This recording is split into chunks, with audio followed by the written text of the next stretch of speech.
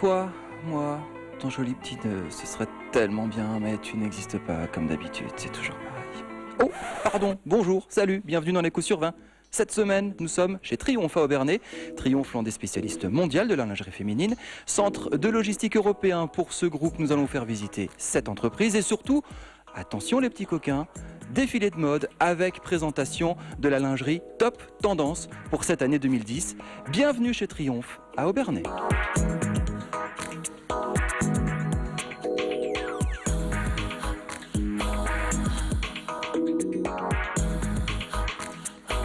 Dans le hall d'accueil de Triomphe à Obernai, nous sommes très bien accueillis, déjà par ces très belles créations derrière moi et également par Philippe Waterhouse. Salut Philippe, vous êtes le directeur de Triomphe. Que représente Triomphe à Obernai? Est-ce que c'est le siège social de la maison?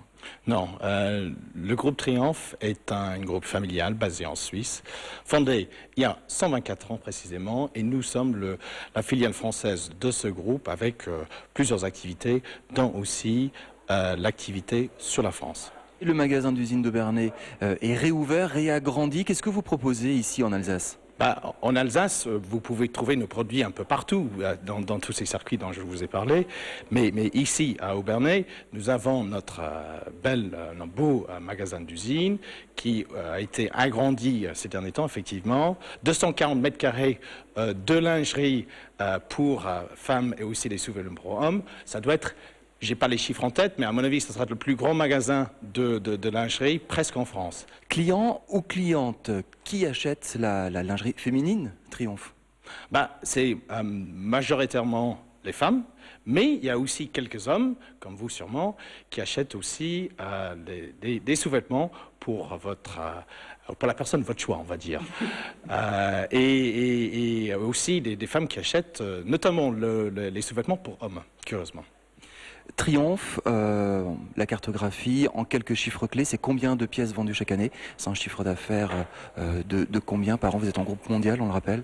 Oui, mais en fait, je vais vous donner quelques chiffres sur notre activité en France. Donc, sur le site d'Obernai, on a une plateforme logistique assez importante. Cette plateforme livre à peu de choses près 30 millions de pièces par an. En Europe? Donc c'est en France, mais aussi en Europe, dans le monde. En fait, notre site ici à Obernai a un rôle très stratégique dans le groupe, car à peu de choses près, 20% de tout ce que le groupe fabrique au monde passe entre nos portes. Combien de personnes travaillent sur le site d'Obernai? Sur le site d'Obernai, on est juste au-dessus de 300. Au total, en France, on est au-dessus de 500. Donc, quand même, un certain nombre de personnes qui sont employées et qui habitent dans la région. Alors, durant tout ce magazine, on va vous montrer Triomphe à Obernai, comment ça fonctionne. On va visiter évidemment ce petit magasin. Dans quelques instants, mannequin avec petite culotte et les tendances. On va vous expliquer comment sont conçus ces produits. Petite question, Philippe, vous êtes le boss. C'est pas dur de travailler tout le temps avec de jolies créatures autour de vous et de la lingerie du matin au soir. On arrive à se concentrer et à diriger une entreprise? Effectivement, c'est difficile. Et c'est pour ça que tous les jours, je me tâche à rester très focalisé sur mes responsabilités. Tout en sachant que tous les jours, il faut veiller à ce que les clientes finales ainsi que nos clients dans tous ces circuits soient contents du service qu'on leur offre.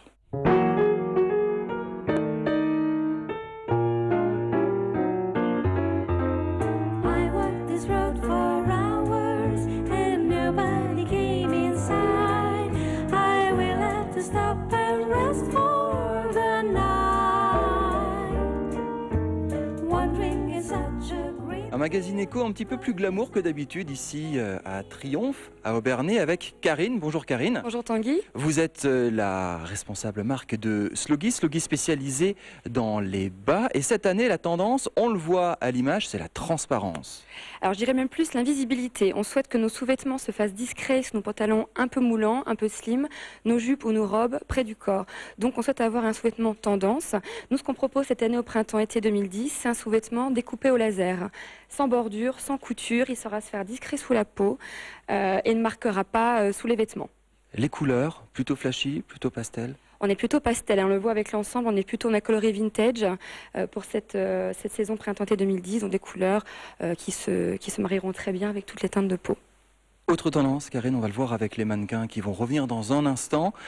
Autre innovation Sloggy, c'est de nouveau de la matière et de nouveau cette fameuse idée de découpe laser, c'est ça? Exactement, on est toujours dans la technologie de découpe laser, donc pour un maximum d'invisibilité, et on est cette fois-ci sur du coton, donc ce qui est assez révolutionnaire, où on est la première marque en France à le proposer.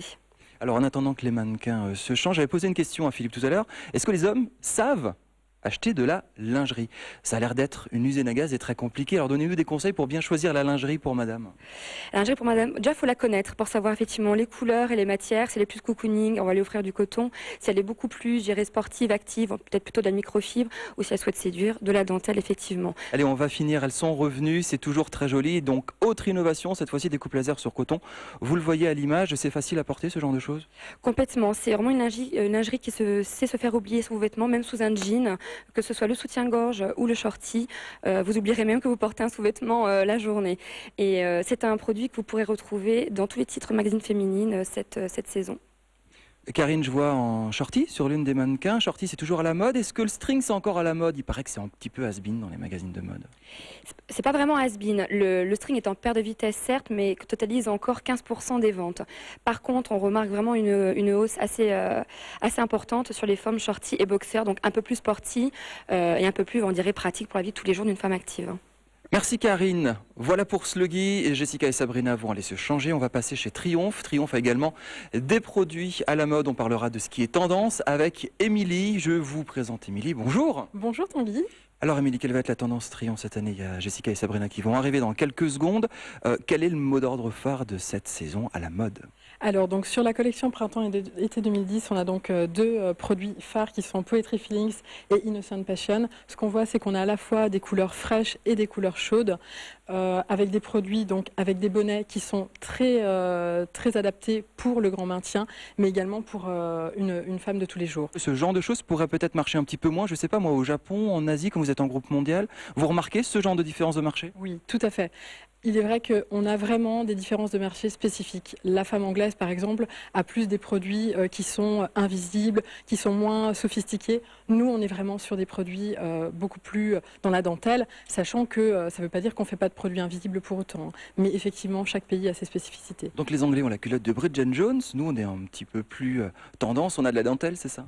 Oui, enfin, il faut savoir que justement, en parlant de la culotte de Bridget Jones, on est vraiment sur le retour de la culotte rétro en France.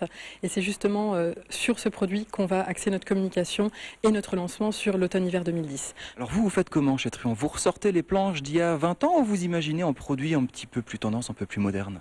Alors effectivement, on s'inspire toujours de ce qui a pu être fait avant, mais là on revient en fait, on a un laboratoire de recherche qui étudie un peu tous les types de produits, et là on arrive avec un savoir-faire et un maintien. On le voit sur ce type de produit où on a le maintien avec une armature confort. L'armature confort, c'est une exclusivité Triomphe, où on a une protection au bout de l'armature qui permet vraiment d'avoir une liberté de mouvement et justement d'avoir cette protection pour la peau, mais également des bretelles qui sont matelassées et un mix entre eux pour jouer sur le côté séduction, justement un mix avec le côté transparent qu'on a sur une matière qui est ultra stretch et ultra légère, qui est vraiment l'innovation 2010 qu'on veut mettre en avant. Merci Émilie pour cette avant-première Triomphe ici à Obernai. Merci beaucoup Sabrina et Jessica pour ces petits défilés. On va continuer la visite de cette entreprise à Obernai, centre logistique européen. On se retrouve dans un autre endroit dans un instant.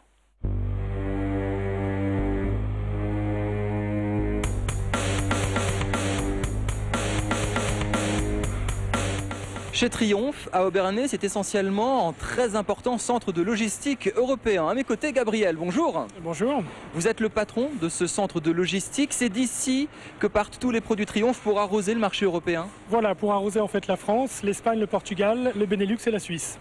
Alors derrière nous, vous voyez des cartons sortir. Ce sont des camions, hein. Ça sort de semi-remorques, ça part ensuite vers des halls. C'est l'étape principale, c'est l'étape première. Voilà, c'est la réception de marchandises en fait. Tous les jours, on reçoit à peu près 3 camions qui viennent soit d'Autriche, soit du Maroc, soit du Sri Lanka. Et on les décharge un par un afin de pouvoir les mettre en stock chez nous et les relivrer plus tard chez les clients. Ça va partir où ensuite? Dans des magasins directement? Alors ça, on ne sait pas. Ça va rentrer en stock sous forme de carton. Et puis après, chaque client va commander peut-être seulement une pièce dans le carton et puis une pièce d'un autre carton, suivant sa demande. Donc ça ne va pas repartir sous forme de carton, ça va repartir sous forme de pièces unitaires, suivant la demande du client. Et dans les autres étapes, il y a des personnes qui trient justement les produits. Voilà, en fait, il y a des personnes qui vont faire ce qu'on appelle la préparation de commande, c'est-à-dire aller chercher dans chacun des cartons qu'on a vu entrer pour prendre là où les pièces que le client a commandées.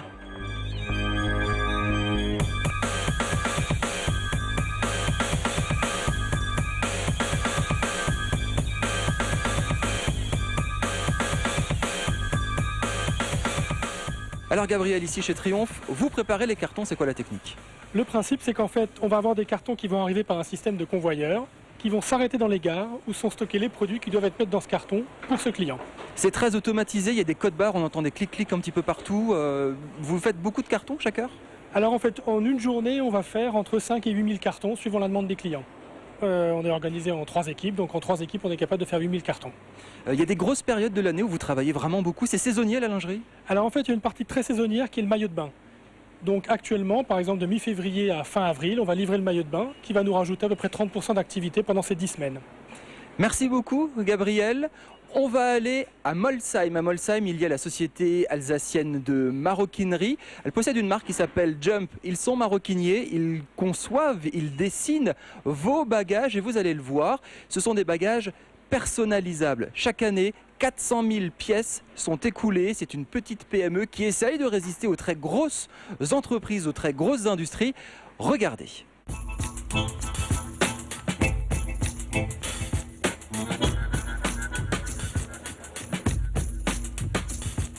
Nous terminons ce magazine à Molsheim, dans la société alsacienne de maroquinerie, chez Jump. À mes côtés, Bernard Herret. Bonjour Bernard. C'est quoi Jump? Jump, c'est une société qui a été créée il y a combien d'années? En 79.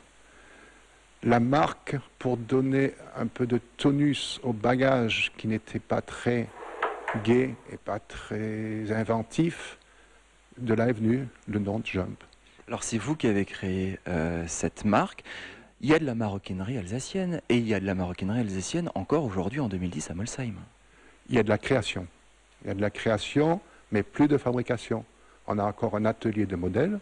Donc ici sur place, donc il y a une couturière, il y a une patronnière qui conçoit les prototypes, qui monte les prototypes, mais ensuite tout ceci est fabriqué malheureusement en Asie. C'est quoi un bon sac Jump? C'est quoi la marque de fabrique de vos produits? C'est à la mode, c'est les couleurs, c'est la qualité? Sur quoi vous avez joué durant ces 30 années? D'abord, on est parti de la qualité parce qu'on était essentiellement fabricant de sacs de sport pendant 15-20 ans. Donc pour les plus grandes marques, donc Rossignol, Dynamique, Salomon, Ed, Wilson, etc. Ces gens-là voulaient de la qualité, de la solidité, mais également un aspect flatteur qui puisse véhiculer l'image de leur marque. Alors si je prends un bagage, on va vous montrer ça tout de suite. Bien Isabelle, derrière la caméra, regarde. Allez, on va prendre ce genre de choses. C'est quoi? C'est le sac historique de la maison, ça? C'est un design un petit peu intemporel? C'est très intemporel. Et la partie la plus importante sur ce type de bagage, quand on parle de solidité, ça va être la poignée. On secoue, faut pas que ça casse. Et vous savez ce qu'il y a à l'intérieur de cette poignée? Il y a du fil de fer. Il y a une partie, une âme centrale en métal qui permet de garder une belle forme, mais également qui assure une poignée de ce type. À coup sûr, ça tiendra 50 ans, je pense. Merci Bernard. On va aller voir Julien. Julien, c'est tout simplement l'un des fils de Bernard qui a repris l'entreprise. On a donné un virage vraiment technologique à cette fabrique de sacs. Il va nous en parler. Bonjour Julien. Bonjour. Vous êtes le directeur commercial de Jump. Alors on est devant des bagages très particuliers. Qu'est-ce que c'est que ça? On est devant le renouveau, mais quelque part la continuité en termes de création de ce qu'a fait mon père, c'est-à-dire faire la synthèse entre un bagage original dans l'air du temps avec une spécificité que nos concurrents n'ont pas. Ça n'a rien à voir avec le sac en fil de fer qu'on a vu il y a 2 secondes là.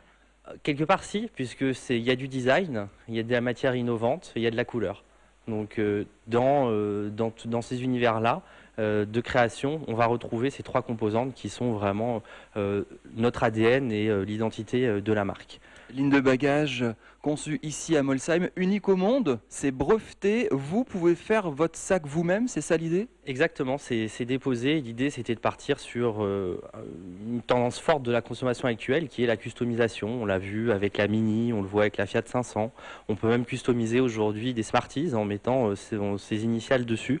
Et de plus en plus, le consommateur veut être acteur de son achat. Et il ne veut pas se contenter d'acheter un produit fini, standard, mais il veut y apporter sa petite touche personnelle.